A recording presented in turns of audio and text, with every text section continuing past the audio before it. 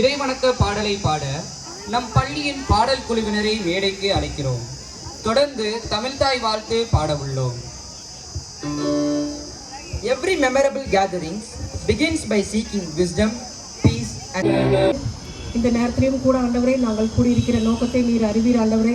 இந்த நாளிலும் கூட ஆண்டவரே கல்வி வளர்ச்சி நாளை கொண்டாடுவதற்காக ஆண்டவரே நாங்கள் ஒன்று கூடியிருக்கிறோம் ஆண்டவரே. ஆண்டவரே இந்த நாளையும் கூட நீர் எங்களுக்கு ஆசீர்வதித்து தாரும் ஆண்டவரே. ஞானமே முக்கியம். ஞானத்தை சம்பாதி. எண்ணத்தை சம்பாதித்தாலும் புத்தியை சம்பாதித்துக்கொள். நீ அதை மேன்மைப்படுத்து, அது உன்னை மேன்மைப்படுத்தும். நீ அதை தழுவிக்கொண்டால் அது உன்னை கணம் பண்ணும். அது உன் தலைக்கு அலங்காரமான முடியை கொடுக்கும். அது மகிமையான கிரீடத்தை உனக்கு சூட்டும். என் மகனே கேள், என் வார்த்தைகளை ஏற்றுக்கொள், அப்பொழுது உன் ஆயுசின் வருஷங்கள் அதிகமாகும் என்பதே. தொடக்கத்திலிருந்தே அவர்கள் சொன்னது இந்த கல்வி வளர்ச்சி நாளை சிறப்பாக கொண்டாடிவிட வேண்டும். ஏன்னா ஏழையாக பிறந்து ஏழையாக வளர்ந்து பணம் இல்லாததுனால தகப்பன் இல்லாததுனால கல்வியை தொலைத்து நின்றவர் காமராஜ். அவரை போல என்னுடைய ஏழை பிள்ளைகள் வாழ்வு இருந்துவிடக்கூடாது என்பதற்காக அந்த உன்னதமான மனிதர் தொடங்கிய அவருடைய பெயரால் தொடங்கப்பட்ட இந்த கல்வி வளர்ச்சி நாளை சிறப்பாக கொண்டாடி இதனுடைய சாராம்சத்தை ஆழத்தை மாணவர்களுக்கு உணர்த்த வேண்டும் என்று நினைத்தவர் நம்முடைய பள்ளியினுடைய தலைமை ஆசிரியர். அவர் ஏற்கனவே தெரியும் கல்வியையும் ஒழுக்கத்தையும் தனது இரு கண்களாக பாவிப்பவர் என்று. எனவே அவரையும் என்னுடைய அன்பு செல்லங்கள் உங்களுடைய சார்பிலையும் என்னுடைய ஆசிரியர் பெருமக்கள் சார்பிலையும் இந்த நிகழ்வுக்கு வருக வருக என்று வரவேற்கின்றோம். அடுத்ததாக என் பிள்ளைங்களை நினச்சி உண்மையிலே ரொம்ப சந்தோஷப்படுறேன். உங்களை 3 விதமாக நான் யோசித்தேன். ஒன்று, பங்காளர்கள், வெஸ்லி பள்ளியின் பங்காளர்கள் நீங்கள். ரெண்டாவது, இந்த வெஸ்லி பள்ளியோடைய ஒவ்வொரு காரியத்திலையும் பணியாற்றுபவர்களும் நீங்கள் தான். இந்த சேர் இந்த இடத்துல வந்தது, இந்த டேபிள் இங்கே வந்தது, எல்லாத்துக்குமே என் பிள்ளைங்க தான் காரணம். அதோட பயன் பெறுபவர்களும் நீங்கள் தான். எனவே பங்காளர்களாக, பணியாற்றுபவர்களாக, பயன் பெறுபவர்களாகிய உங்களையும் இந்த நிகழ்விற்கு வருக வருக என்று வரவேற்று இந்த வரவேற்புரையை நிறைவு செய்கின்றேன். நன்றி, வணக்கம். இப்போது இந்த விழாவிற்கு வருகை தந்துள்ள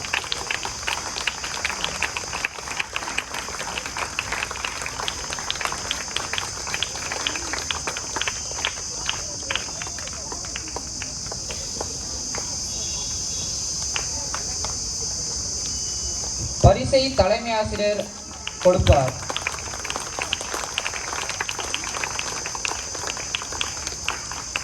த்திற்குரிய தலைமை ஆசிரியர் அவர்களுக்கும் ஏனைய ஆசிரியர் பெருமக்களுக்கும் என் மாணவ செல்வங்களுக்கும் இனிய காலை வணக்கத்தை நான் தெரிவித்துக் கொள்கிறேன்.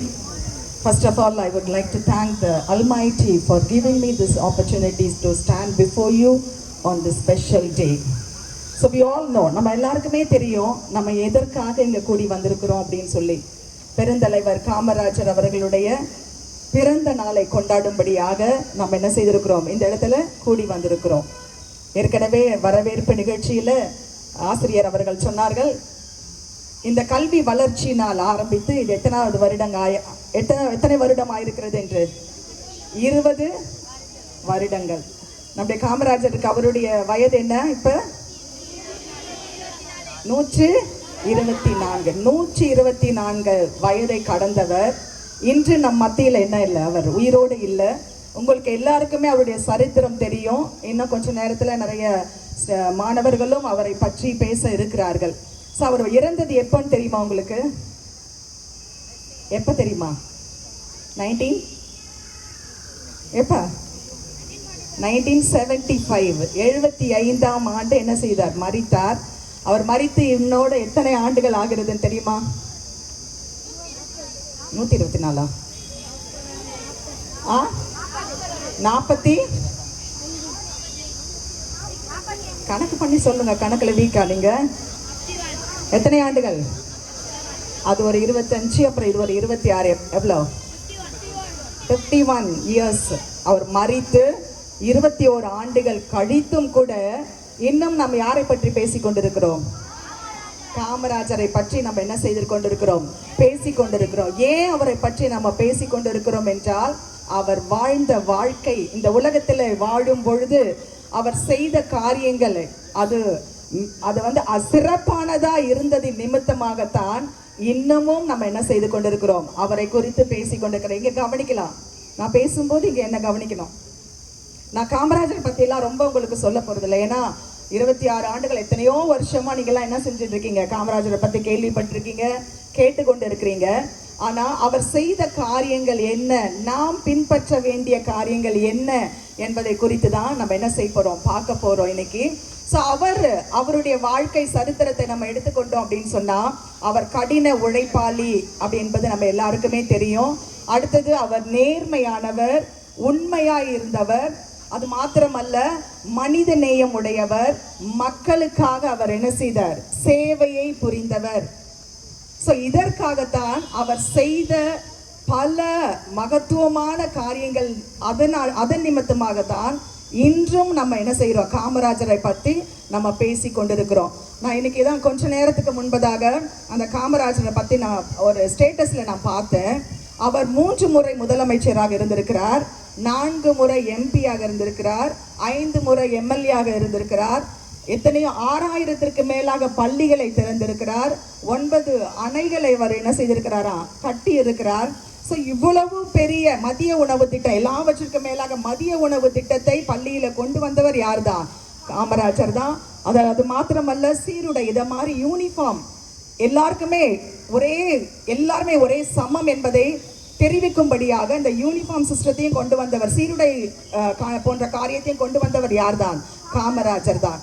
ஸோ இவ்வளவு சிறந்த காரியங்களை அவர் செய்தது நிமித்தமாகத்தான் இன்னமும் நம்ம என்ன செய்து கொண்டிருக்கிறோம்? அவரை குறித்து பேசி கொண்டிருக்கிறோம். ஸோ இந்த ஆங்கிலத்தில் ஒரு பாடல் உண்டு, let the work I to speak for me அப்படின்னு சொல்லி, நான் செய்கிற வேலை எனக்காய் பேசட்டும் அப்படின்னு சொல்லி. என்னை குறித்து நான் பேச வேண்டும் என்றால், நான் கடந்து போன பிறகும் என்னை குறித்து நான் பேச வேண்டும் என்றால் எதுதான் பேசுமா? நான் செய்கிற வேலைகள், நான் எனக்கு கடவுள் இந்த உயிரோடு கொடுத்த இந்த நாட்கள்ல, நான் வாழ்ந்து கொண்டிருக்கிற நாட்கள்ல நான் என்ன விதமான காரியங்களை செய்கிறேன், நான் எப்படியாக என்னுடைய வாழ்க்கையை வாழ்கிறேன் என்பதை பொறுத்துதான் அந்த வேலைகள் என்னை குறித்து என்ன செய்யுமா? பேசும். அது ரொம்ப அழகான ஒரு பாடல் வரிகள். அது அவருடைய சரித்திரத்தை நான் பார்க்கும்போது இந்த வரிகள் தான் எனக்கு ஞாபகம் வந்தது. Let the work I to speak for me. எனக்காக பேசுவது எதுதான்? நான் செய்த வேலைகள் தான். ஸோ அவர் உண்மையாக இருந்தார், நேர்மையாக இருந்தார் அப்படின்னு சொல்லி நம்ம என்ன செய்கிறோம்? பார்க்கிறோம். ஸோ மாணவர்களாகிய நீங்கள், உங்களுக்கு காமராஜரை எடுத்துக்கொண்டோம் அப்படின்னு சொன்னால், அவர் 6ஆம் வகுப்பு மட்டும்தான் படித்தவர். அதற்கு பின்பு அவரால் என்ன செய்யல? படிப்பை தொடர முடியவில்லை. ஏனென்றால் அவர் தகப்பனார் இருந்ததின் நிமித்தமாக அவருடைய குடும்ப பொறுப்புகளை ஏற்றுக்கொண்ட சூழ்நிலையில் அவர் தொடர்ந்து என்ன செய்ய முடியல? படிப்பு கண்டினியூ பண்ண முடியல. ஆனால் அப்படியே விட்டு விடலை. அவர் என்ன செய்தாருன்னா, அநேக புத்தகங்களை படித்து தன்னுடைய ஞானத்தை என்ன செய்தார்? வளர்த்து கொண்டார். இப்பொழுது வேத வசனத்தை கூட நம்ம வாசித்தோம். ஞானமே முக்கியம். எதை சம்பாதித்தாலும் நீ எதை சம்பாதிக்க வேண்டும்? ஞானத்தை சம்பாதிக்க வேண்டும். நீ அதை மேன்மைப்படுத்தினால் அது உன்னை என்ன செய்யும்? மேன்மைப்படுத்தும் என்று சொல்லி நம்ம வேத பகுதியில் இப்பொழுது வாசிக்க கேட்டோம். ஸோ அதே போன்றுதான் காமராஜர் படிக்க முடியாவிட்டாலும், படிக்க முடிகிற ஒரு சூழ்நிலை அவருக்கு இல்லாவிட்டாலும் கூட அவர் என்ன செய்தார் அப்படின்னு சொல்லி நம்ம பார்த்தோம் அப்படின்னு சொன்னா, அவருக்கு கிடைத்த நேரங்களில் அநேக புத்தகங்களை படித்து தன்னுடைய ஞானத்தை அவர் என்ன செய்தார்? வளர்த்து கொண்டார் அப்படின்னு சொல்லி என்ன செய்ய பார்க்கிறோம். சில ஒரு இதை இதை ப்ரூவ் பண்ணி சொல்ல முடியாது. ஆனால் சில பேர் சொல்லியிருக்கிறத நான் கேட்குறேன். ஏன்னா அவர் மாஸ்டர் டிகிரி கூட என்ன செஞ்சிருக்கார்? படித்திருக்கிறார். ஆனால் படித்ததை அவர் என்ன செய்யல? வெளியே செல்லக்கூடாது. ஏன்னா ஏழை எளிய மக்களிடம் போய் அவர்களோடு மிங்கிள் ஆகிறதுக்கு, அவர்களோடு சேர்ந்து பயணிப்பதற்கு நான் படித்தவன் என்று சொன்னால் அது என்ன செய்யாது? அவர்களோடு சேர விடாது. அதனால தன்னுடைய படிப்பை கூட, தான் படித்ததை கூட அதை என்ன செய்யல? அவர் வெளியே சொல்லவில்லைன்னு சொல்லி. ஆனால் இது நிரூபிக்கப்படவில்லை. ஆனால் இதை சில நிபுணர்கள் என்ன செய்கிறாங்க? சொல்கிறாங்க அவர் படித்திருக்கிறார் அப்படின்னு சொல்லி. ஏன்னா அது ஃபார்மல் ஸ்கூலில் போய் உங்களை மாதிரி இதை போன்ற பள்ளியில் அவரை படிக்கலை. ஆனால் அவர் தானாகவே அநேக புத்தகங்களை படித்து அவர் என்ன செய்தார், தன்னுடைய ஞானத்தை வளர்த்து கொண்டார் என்று சொல்லி நம்ம பார்க்கிறோம். ஸோ ஆனால் உங்களுக்கு என்ன ஒரு நல்ல சிறப்பான ஒரு சந்தர்ப்பங்கள் என்ன செய்கிறது, கொடுக்கப்பட்டிருக்கிறது. ஒரு நல்ல பள்ளி. ஸோ வெஸ்லி பள்ளி என்பது 200 ஆண்டுகளுக்கு மேலாக பழமை வாய்ந்த ஒரு பள்ளி. உங்கள் தலைமை ஆசிரியர் அடிக்கடி ஒரு வார்த்தையை சொல்லுவார், அநேக ஜாம்பவான்களை உருவாக்கின பள்ளி அப்படின்னு சொல்லி, அநேக ஜாம்பவான்களை உருவாக்கின பள்ளி. ஸோ அந்த பள்ளியிலே படிப்பதற்குரிய ஒரு நல்ல சூழ்நிலையை உங்களுக்கு என்ன செய்கிறார், கடவுள் உங்களுக்கு கொடுத்திருக்கிறார். நல்லா உங்களை அக்கறையோடு பார்க்கும்படியான நல்ல ஆசிரியர் பெருமக்களை கொடுத்திருக்கிறார், நல்ல வகுப்பறைகளை கொடுத்திருக்கிறார்கள். அது மாத்திரமல்ல, நூலகங்கள், கணினி வசதிகள், எல்லா வசதிகளும் உங்களுக்கு என்ன செய்திருக்கிறது, கொடுக்கப்பட்டிருக்கிறது. ஆகவே உங்களுக்கு கொடுக்கப்பட்ட இந்த சந்தர்ப்பத்தை நீங்க என்ன செய்யணும், பயன்படுத்தி கொள்ளணும். எப்படி நீங்க இந்த ஆப்பர்ச்சுனிட்டிஸ், உங்களுக்கு கொடுக்கப்பட்ட சாக்கியங்களை, சந்தர்ப்பங்களை நீங்கள் பயன்படுத்தி கொள்கிறீர்கள், அதுதான் மிகவும் முக்கியமானதாய் காணப்படுகிறது. அதை உண்மையாகவே நீங்க சரியான முறையில நீங்க பயன்படுத்தி கொள்வீர்கள் என்றால், காமராஜரை போன்ற பெரிய தலைவர்கள், அநேக தலைவர்கள் இந்த இடத்துல இருந்து கூட என்ன செய்வாங்க, உருவாக முடியும். உங்களுக்கு தெரியாது, எனக்கு தெரியாது எத்தனை பேர் இங்கிருந்து முதலமைச்சராய் வரப்போகிறீர்கள், அடுத்தது IAS ஆஃபீஸரா வரப்போகிறோன்னு சொல்லி உங்களுக்கும் தெரியாது, எனக்கும் தெரியாது. ஆனா கடவுளை உங்களுக்கு கொடுத்த ஒரு சந்தர்ப்பத்தை நம்ம என்ன செய்யணும், பிரயோஜனப்படுத்தி கொள்ள வேண்டும். ஒரு நல்ல சந்தர்ப்பத்தை, நல்ல பள்ளியை உங்களுக்கு கொடுத்திருக்கிறார். அந்த பள்ளி சொல்லிக் கொடுக்கிற ஆசிரியர்கள் சொல்லிக் கொடுக்கிற காரியங்களை நீங்க என்ன செய்யணும், அதை பின்பற்றுவர்களாய் காணப்பட வேண்டும், அதை பயன்படுத்தி கொள்ள வேண்டும். உண்மையாகவே நீங்க அப்படி பயன்படுத்தி கொள்வீர்கள் என்றால், நீங்களும் வருகிற நாட்களிலே ஒரு சிறந்த ஒரு குடிமகனாய் நீங்க என்ன செய்வீங்க, எழுப்பப்படுவீர்கள். நிச்சயமாகவே அது கடவுள் உங்களுக்கு என்ன செய்வார், அருள் செய்வார். அது மாத்திரமல்ல, அவரிடத்திலிருந்து நம்ம எதை கற்றுக்கொள்ள வேண்டும் என்றால், எளிமையாக இருப்பதை குறித்து. நம்ம காமராஜருடைய அவருடைய வாழ்க்கை சரித்திரத்தை நாம் அறிந்திருப்போம். அவர் ரொம்ப எளிமையானவர், ஆடம்பரமான ஆடைகளை அணிந்தவர் அல்ல, ஆடம்பரமான ஒரு பெரிய வீட்டில் வசித்தவர் அல்ல. அவர் முதலமைச்சரால் இருந்தால் கூட அவர் ரொம்ப எளிமையாக அவர் என்ன செய்தார், காணப்பட்டார். அதே எளிமை நம்ம ஒவ்வொருவருக்குள்ள காணப்பட வேண்டும். நான் ஏற்கனவே சொன்னேன், இங்கிருந்து எத்தனை முதலமைச்சர்கள், IAS ஆபீசர் உருவாவீர்கள் என்று தெரியாது.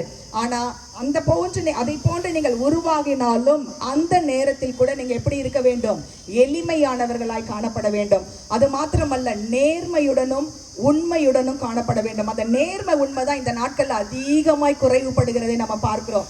எந்த துறையில எடுத்தாலும் நேர்மை என்ன, நேர்மைக்கு அந்த இடத்துல என்ன இடமே இல்லை, உண்மைக்கு இடமே இல்லாத ஒரு சூழ்நிலை தான் காணப்படுகிறது. ஆனால் இந்த காமராஜர் என்ன செய்தார், தன்னுடைய வாழ்ந்த வாழ்க்கையில ஒரு உண்மையை பின்பற்றக்கூடியவராய் காணப்பட்டார், நேர்மையுடன் காணப்பட்டார். எவ்வளவோ அரசாங்கத்துல இருந்ததுனால, அரசு முதலமைச்சராக இருந்ததுனால அவர் பணம் எடுத்திருக்க வேண்டும் என்றால் அரசு பணத்தை எவ்வளவோ கையாண்டு இருக்கலாம். ஆனால் ஒரு நாளும் அவர் என்ன செய்யவில்லை, அதை போன்று செய்யவே இல்லை. தனக்கு கொடுக்கப்பட்ட வேலையில அவர் உண்மையுள்ளவராய் இருந்தார், நேர்மையுள்ளவராய் இருந்தார். அதனால தான் இன்னைக்கும் 50 வருடங்கள், அவர் மரித்து 50 வருடங்கள் கடந்து சென்றாலும் அவரை பற்றி நம்ம என்ன செய்யறோம், இன்னுமாய் நம்ம பேசி கொண்டிருக்கிறோம். சோ அவரிடத்திலிருந்து நாம் கற்றுக்கொள்ள வேண்டியது, மாணவர்களாகிய நீங்கள் கற்றுக்கொள்ள வேண்டியது என்ன அப்படின்னு சொல்லி பார்த்தோம் அப்படின்னா, உண்மையாக இருக்க வேண்டும். பேரண்ட்ஸுக்கும் உண்மையாக இருக்கணும். அது மாத்திரமல்ல, ஆசிரிய பெருமக்களுக்கு நீங்க என்ன செய்யணும், உண்மையாக இருக்க வேண்டும். வேதத்துல ஒரு வசனம் இருக்கிறது, உண்மையுள்ள மனிதன் பரிபூரண ஆசீர்வாதங்களை பெறுவான் என்று சொல்லி. நம்முடைய வாழ்க்கையில நம்ம உண்மையா இருப்போம் என்றால் நிச்சயமாகவே ஒரு பரிபூரண ஆசீர்வாதத்தை நம்ம என்ன செய்வோம், பெற்றுக்கொள்ளுவோம். ஆகவே இந்த காமராஜருடைய வாழ்க்கையிலிருந்து நம்ம கற்றுக்கொள்வது அடுத்தது என்ன அப்படின்னு சொல்லி பார்த்தோம்னா, நேர்மை காணப்பட வேண்டும். அது மாத்திரமல்ல, நமக்கு இடத்துல என்ன இருக்கணும், உண்மை காணப்பட வேண்டும். அடுத்தது பார்த்தோம் அப்படின்னு சொன்னா, மனித நேயம். மனித நேயம் அவரிடத்துல என்ன இருந்தது, அதிகமாய் காணப்பட்டது. மக்களுக்காகவே அவர் என்ன செய்தார், சேவை செய்கிறவராய் காணப்பட்டார். தனக்காக, தன்னுடைய குடும்பத்திற்காக அப்படி சேவை செய்யல, அவரு யாருக்காக, மக்களுக்காக அவர் என்ன செய்தார், சேவை செய்கிறவராய் காணப்பட்டார். அதே போன்ற ஒரு உணர்வு தான் உங்க ஒவ்வொருவருக்குள்ள மாணவர்களாகிய உங்களுக்கு. நான் என்ன செய்யறேன், நான் ஒரு ஸ்டூடெண்ட் தானே, நான் இந்த நாட்டுல நான் என்ன கற்றுக்கொள்ள போகிறேன், இதுல இருந்து எனக்கு என்ன வரப்போகிறது அப்படின்னு கிடையாது. இந்த ஸ்கூல் என்பது, பள்ளி என்பது ஏதோ ஒரு எஜுகேஷன் மார்க் பேஸ்டு கிடையாது. அதாவது மதிப்பெண்கள் எடுப்பதற்காக படிப்பது மாத்திரம் அல்ல கல்வி என்பது. இந்த கல்வி பள்ளியில் நீங்க வரும்பொழுது கல்வியோடு சேர்ந்து ஒழுக்கத்தையும் நேர்மையையும் உண்மையையும் நீங்க என்ன செய்யணும், நல்ல பண்புகளையும் நீங்க என்ன செய்யணும், கற்றுக்கொள்ள வேண்டும். அதற்காக தான் பள்ளிக்கூடமே தவிர ஏதோ எக்ஸாம் பேஸ்ல ஏதோ நம்ம படிக்கணும், பாஸ் பண்ணணும், டெஸ்ட் எழுதணும், இதெல்லாம் பாஸ் பண்ணணும், இது மாத்திரம் அல்ல நம்ம பள்ளிக்கு வருவது. ஸோ பள்ளியில கல்வியோட சேர்த்து நல்ல பண்புகளை, ஒழுக்கங்களை நம்ம என்ன செய்யணும், கற்றுக்கொள்ள வேண்டும். அதைத்தான் உங்களுடைய ஆசிரியர்கள் உங்களுக்கு என்ன செய்யறாங்க, கற்றுக் கொடுக்கிறாங்க. அதை மாணவர்களாகிய நீங்கள் இந்த நாட்கள்ல அந்த குணாதிசயங்களை நீங்கள் பின்பற்றும் பொழுதுதான் வருகிற நாட்களில நீங்க என்ன செய்ய முடியும், ஒரு சிறந்த ஒரு குடிமகனாய் நீங்க என்ன சமுதாயத்திற்கென்று சேவை செய்யவர்களாய் நீங்க என்ன செய்ய முடியும், எழும்பி நிற்க முடியும். ஸோ ஆகவே இந்த மாணவ பருவத்துல இதை போன்ற தலைவர்களுடைய பிறந்த நாள்களை, நம்ம நினைவு நாள்களை நம்ம கொண்டாடும் பொழுது அதிலிருந்து நம்ம என்ன கற்றுக்கொள்ள வேண்டும். ஸோ ஏன் why do we remember him, ஏன் நம்ம அவங்களை ஞாபகப்படுத்தி கொள்ள வேண்டும், ஏன் எதற்காக, ஏதோ டைம் பாஸ்க்காக ஏதோ காமராஜரை பற்றி அவருடைய வாழ்க்கை வரலாறை பற்றி பேசிட்டோம், அது முடிஞ்சு போச்சு, அவ்வளோதான், அந்த ப்ரோக்ராம்லாம் முடிஞ்சது, எல்லாமே முடிஞ்சு அது அடுத்த நாள்லேருந்து பழையபடி இருக்கிறது, அப்படி கிடையாது.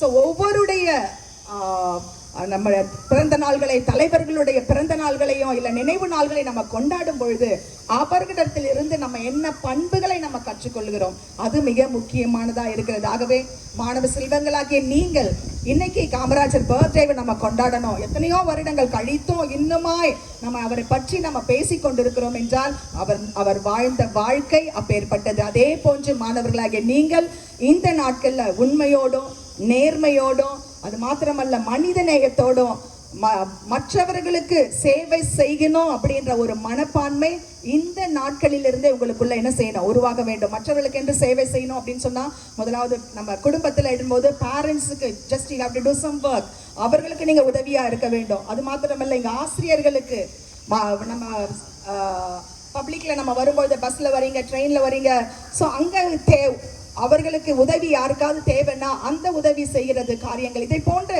சின்ன சின்ன காரியங்களை நம்ம கற்றுக்கொள்ளும் பொழுதுதான் நம்ம வரும் நாட்களில் ஒரு சிறந்த தலைவராக நம்ம என்ன செய்ய முடியும், காணப்பட முடியும். ஆகவே ஜஸ்ட் உங்களுக்கு நான் ரிமைண்ட் பண்ண வேண்டியது, இந்த காமராஜர் தினத்தன்று நான் உங்களுக்கு சொல்லிக்கொள்ள ஆசைப்படுவது என்ன அப்படின்னு சொன்னா, அந்த தலைவர்களுடைய நற்பண்புகளை நம்ம என்ன செய்யணும், கேட்கிறோம். அது கேட்பதோடு மட்டுமல்ல, நம்முடைய வாழ்க்கையில் அதை ஒவ்வொன்றையும் அபியாசப்படுத்தும், அதை நம்மளை அப்ளை பண்ணி என்ன செய்யணும், வாழணும். அப்படி வாழும் பொழுதுதான் நாமும் என்ன செய்வோம், சமுதாயத்துல ஒரு சிறந்த ஒரு தலைவர்களாய் நம்ம என்ன செய்வோம், பிற்காலத்துல நம்ம எழும்ப முடியும். ஸோ நம்ம நினைக்கலாம், இந்த நாட்கள்ல என்ன ஒரு நல்லவனா வாழ்ந்து என்ன கண்டாங்க, நல்லவனா இருக்கிறவங்களுக்கு என்ன நடந்தது அப்படின்னு சொல்லிலாம் நமக்கு அநேக கேள்விகள் வரும். ஆனா கடவுளும் நம்ம என்ன செய்யறாரு, நம்மளை பார்த்து கொண்டிருக்கிறார். நம்ம எப்படியாக சந்தர்ப்பத்தை உருவாக்கி நம்ம பயன்படுத்தி கொண்டிருக்கிறோம், நமக்கு கொடுத்த நேரங்களை நம்ம எப்படி பயன்படுத்தி கொண்டிருக்கிறோம் என்று கடவுள் என்ன செய்யறாரு, பார்த்து கொண்டுதான் இருக்கிறார்.